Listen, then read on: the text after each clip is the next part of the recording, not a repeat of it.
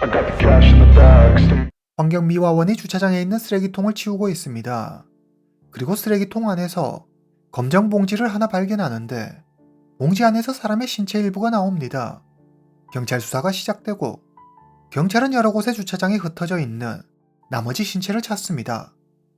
피해자는 여성이었습니다. 이 여성은 왜 이렇게 잔인하게 살해된 걸까요?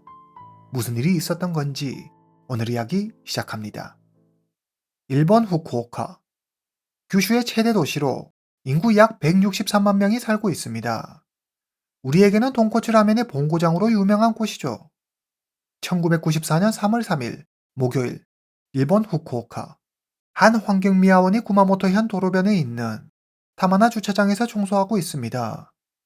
그는 쓰레기통 안에서 수상한 검정 비닐봉지 하나를 발견합니다. 환경미화원은 비닐봉지를 열어 안을 확인해 봅니다. 그 안에는 사람의 팔로 보이는 것이 들어 있었습니다. 처음에 환경미화원은 오늘이 히나마츠리의 날이라 버려진 인형의 팔이라고 생각했습니다. 일본에서 3월 3일은 히나마츠리의 날입니다. 히나 인형을 장식하고 여자아이의 건강과 행복을 기원하는 의미를 담고 있는 날이죠. 환경미화원은 비닐봉지 안에서 팔을 꺼냅니다. 그 순간 그는 화들짝 놀라고 맙니다. 그것은 인형의 팔이 아닌 사람의 팔이었습니다. 환경미화원은 바로 경찰에 신고합니다. 신고를 접수한 경찰은 현장으로 출동합니다. 구마모토현 도로변에 위치한 주차장, 즉 사건 현장은 인적이 드문 외진 곳에 있습니다. 근처에는 숲과 들, 그리고 작은 마을이 있습니다. 환경미화원이 발견한 것은 왼팔이었습니다. 경찰은 주차장 부근을 수색하지만 다른 신체 부위는 찾을 수 없었습니다.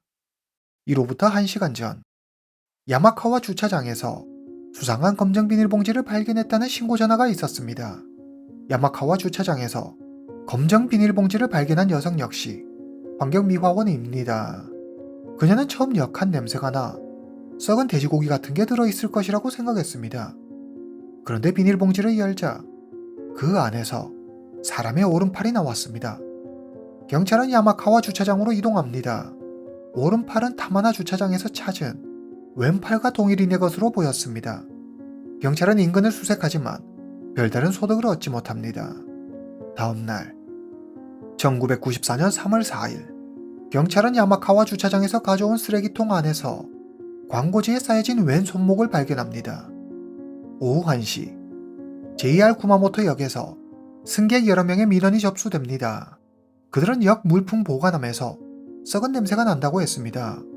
물품 보관함은 동전만 넣으면 누구나 손쉽게 이용할 수 있습니다.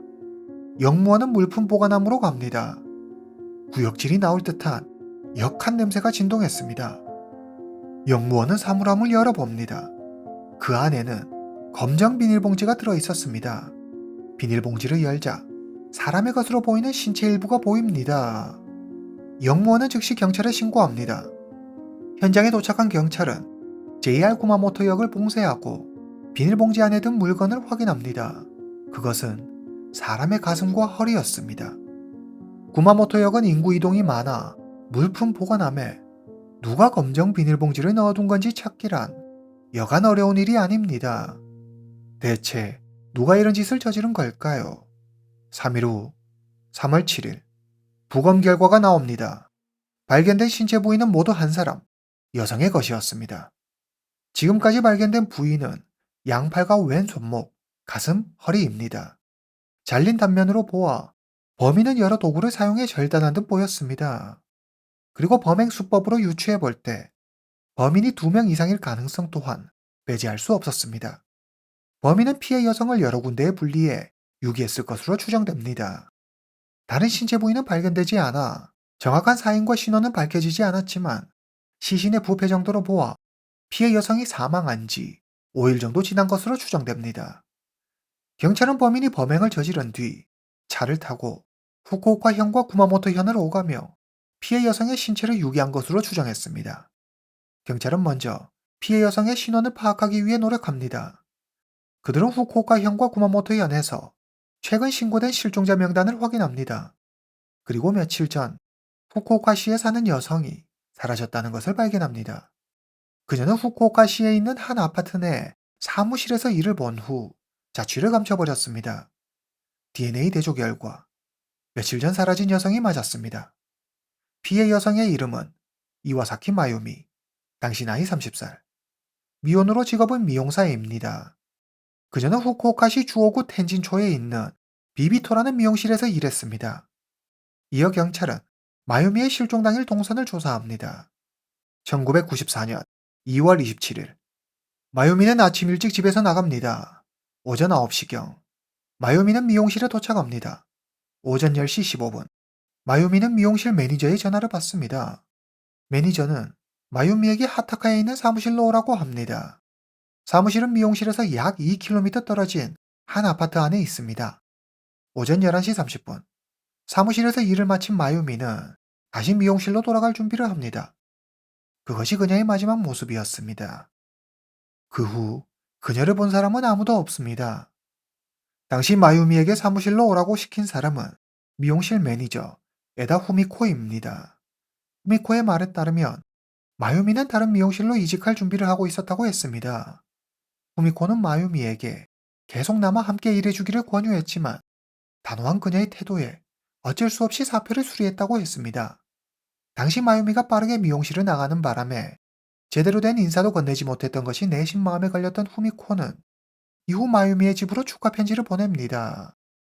2일 후 후미코는 익명의 소포를 받습니다. 발신인의 이름도 주소도 쓰여 있지 않았습니다. 소포 안에는 편지 한 장이 들어 있었는데 다음과 같이 쓰여 있었습니다. 다음 차례는 너다. 후미코는 누가 장난을 한 것이라고 생각했습니다. 그녀는 소포 안에 들어있는 다른 물건들을 확인합니다. 그 안에는 마유미의 시계와 일기장이 들어 있었습니다. 후미코는 두려웠습니다. 혹시 마유미를 죽인 범인이 나에게 보낸 건 아닐까? 후미코는 범인이 자신을 사건에 끌어들이기 위해 벌이는 음모라고 생각합니다. 피해자 마유미는 예쁘장한 외모에 미용 실력이 뛰어났습니다. 그녀는 전국 헤어 기능 대회에서 우수한 성적을 거두기도 했죠. 성격까지 싹싹하고 친절해 고객들에게 인기가 좋았습니다. 일부 남성 고객은 마유미에게 사랑을 고백하기도 했습니다. 경찰은 마유미가 살해당한 것이 확실하다고 판단, 그녀의 주변 남성들을 조사합니다. 잔인한 범행 형태로 보아 범인은 제정신을 가진 사람이 아닐 수도 있습니다.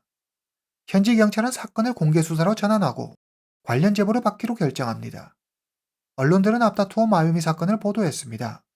이 사건은 모두 언론 매체의 일면을 장식했습니다. 하지만 경찰의 기대와는 달리 도움이 될 만한 제보는 없었습니다. 마유미가 사라지기 전 그녀가 나타났던 장소는 총 3곳입니다. 마유미의 집, 비비토 미용실, 아파트 안에 있는 사무실. 경찰은 3곳 모두에 루미놀 테스트를 진행합니다. 그 결과 미용실 매니저 후미코가 불러낸 사무실 곳곳에서 혈액 반응이 나타났습니다. 경찰은 이곳이 사건 현장임을 직감합니다. 마유미를 마지막으로 만난 사람은 후미코입니다. 마유미와 후미코, 두 사람은 사무실에서 만났습니다. 경찰은 비비토 미용실 매니저 후미코를 용의선상에 올리고 수사를 진행합니다.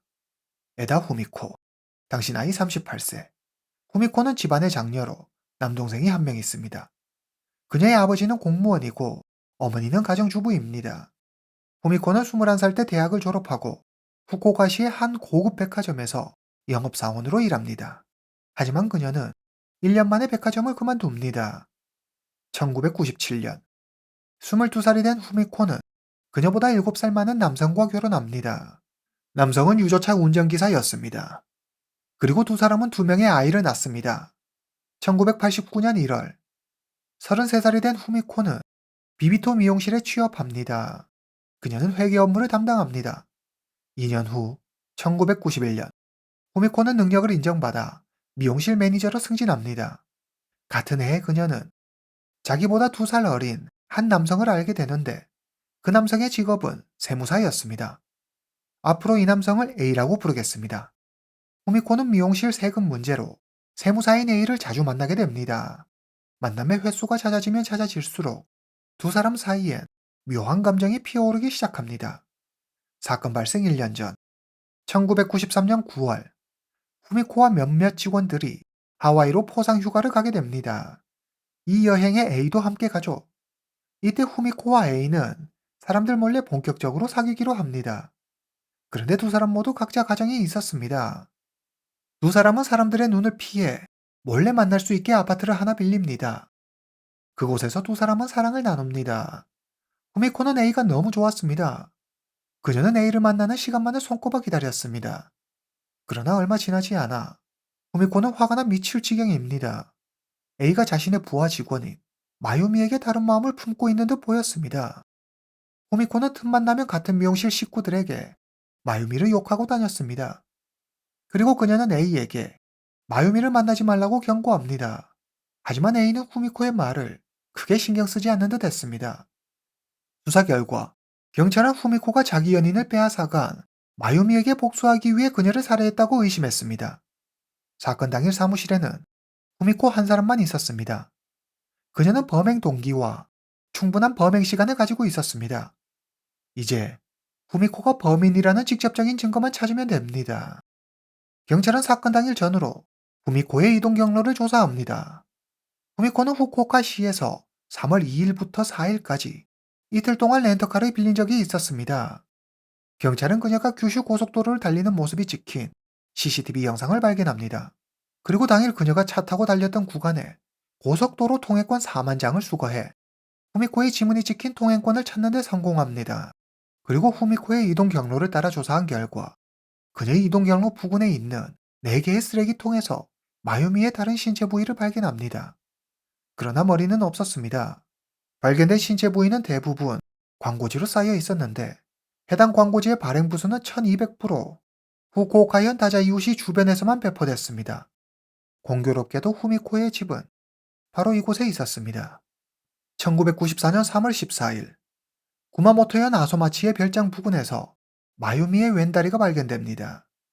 사건 발생 13일 후 1994년 3월 15일 증거를 확보한 경찰은 용의자 에다 후미코를 정식 체포합니다.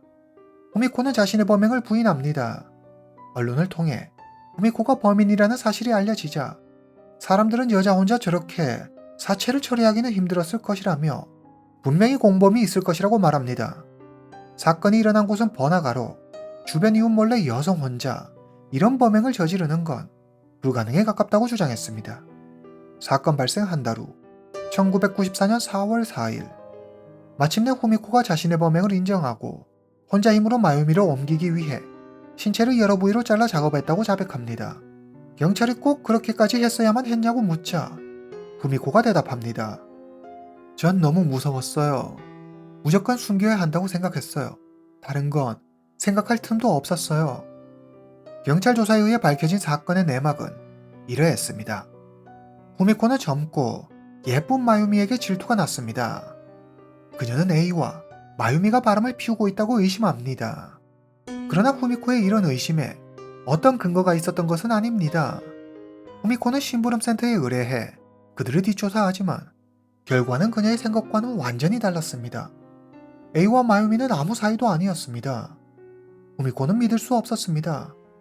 그녀는 여전히 두 사람이 자기 몰래 바람을 피우고 있다고 생각했습니다.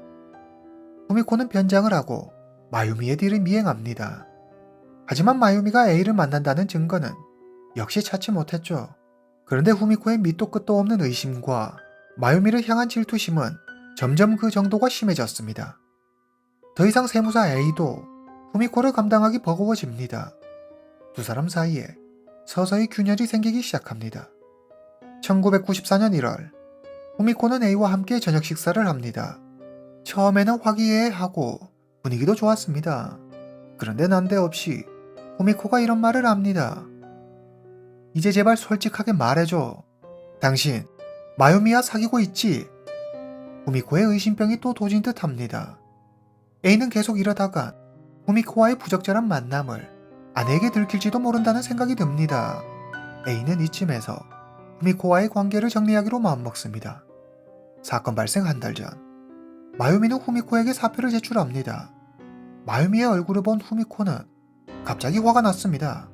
너 때문에 A와 사이가 멀어졌어. 후미코는 여러 이유를 대며 마유미의 사표를 반려합니다. 마유미 역시 너무 화가 났습니다. 최근 들어 도가 넘은 후미코의 이간질에 미용실 내에 자기에 대해 안 좋은 소문이 돈다는 것을 마유미도 이미 알고 있었습니다. 마유미는 더 이상 견딜 수가 없었습니다. 사실 새로운 미용실로 간다는 말은 사실이 아니었습니다. 후미코의 괴롭힘에 지친 마유미가 일을 그만두기 위해 만들어낸 핑계였죠. 그런데 이젠 그녀가 일을 그만두는 것까지 회방을 놓으니 마유미는 너무 화가 났습니다. 두 사람은 4시간 넘게 말다툼을 합니다. 저녁이 되어서야 겨우 두 사람은 언쟁을 멈추고 각자 집으로 돌아갑니다. 다음날 마유미와 후미코 두 사람이 다툰 사실이 벌써 미용실 사람들 사이에 파다하게 소문이 퍼졌습니다. 세무사 A도 이 소식을 듣게 됩니다. A는 후미코에게 이별을 통보합니다. 후미코는 마유미 때문에 A가 떠났다며 그녀를 없애기로 결심합니다.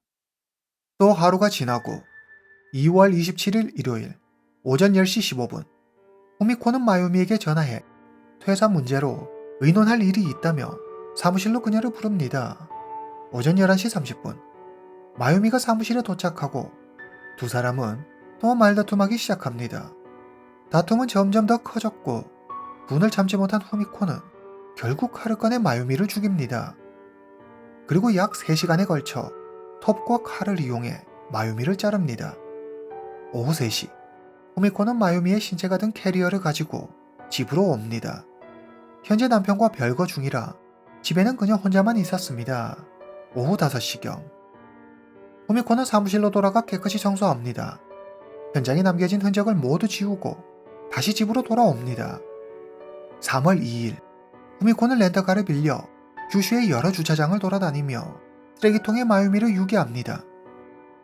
마지막으로 마유미의 머리는 집 근처 쓰레기통에 버립니다. 그리고 후미코는 종이에 다음은 내 차례야 라고 적고 마치 자기가 협박 편지를 받은 양 꾸밉니다.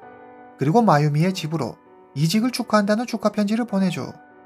여기까지가 경찰의 조사 내용입니다. 후미코가 자신의 범행을 인정했지만 사람들은 여전히 여자 혼자 이런 범행을 저지른다는 것은 말이 안 된다며 공범이 있을 것이라는 의혹을 제기합니다. 언론 역시 후미코가 주범이지만 남성의 공범이 있을 것이라고 의심하고 후미코의 남성 지인 집에서 혈흔이 발견되었다는 등 추측성 기사를 내보내기도 합니다. 일부는 후미코의 공범이 한 병원의 상속자라며 후미코가 체포되자 가문에 먹칠할까봐 두려워진 그가 스스로 목숨을 끊었다는 소문이 돌기도 했습니다. 하지만 이건 모두 근거 없는 소문일 뿐 공범에 대해 공식적으로 밝혀진 사실은 없습니다. 사건 발생 4개월 후 1994년 7월 후쿠오카 지방법원에서 재판이 열립니다. 법정에선 후미코는 고의살인 혐의를 부인하며 실수로 일어난 일이라고 주장합니다. 사건 당일 마유미와 전 사무실에서 크게 말다툼했어요. 그러다 마유미가 먼저 제목을 졸랐고 생명의 위협을 느낀 전 살기 위해 칼을 휘둘렀을 뿐이에요. 이 칼은 집에서 쓰려고 샀다가 깜빡 잊어버리고 사무실에 둔 칼이었어요. 전 실수로 마유미를 찔렀어요. 너무 두려웠어요. 어떻게 해서든 이 일을 숨겨야만 한다고 생각했죠. 그래서 그녀를 잘라 여러 곳에 버린 거예요. 이에 검찰은 그녀의 주장은 허무맹랑한 거짓말이라고 반박했습니다. 사건 당일 사무실에는 마유미와 후미코 두 사람만 있었습니다. 하지만 마유미가 없는 지금 진실을 알고 있는 이는 후미코뿐이었죠. 체포된 후 그녀가 보인 태도를 보면 그녀의 진술이 거짓말일 확률이 매우 높았습니다. 게다가 후미코의 말대로 정당방위였다면 스스로 협박 편지를 만들 필요도 없었을 것입니다. 1년 후 1995년 8월 25일 후쿠오카 지방법원은 에다 후미코에게 유죄를 판결, 징역 16년형을 선고합니다. 1심 판결에 불복한 후미코는 바로 후쿠오카 고등법원에 항소합니다. 1997년 2월 3일 후쿠오카 고등법원은 1심 판결을 그대로 유지합니다. 후미코는 다시 대법원에 항소합니다. 1999년 9월 3일 대법원은 항소를 기각하고 징역 16년형을 최종 확정합니다. 이 사건은 이렇게 일단락됩니다. 후미코는 교도소에서도 여전히 자신의 정당방위를 주장하며 억울함을 호소했습니다. 2015년 후미코는 만기 출소해 현재는 이름을 바꿔 새로운 인생을 살고 있습니다. 오늘 이야기는 여기까지입니다. 다음 시간에 뵙겠습니다.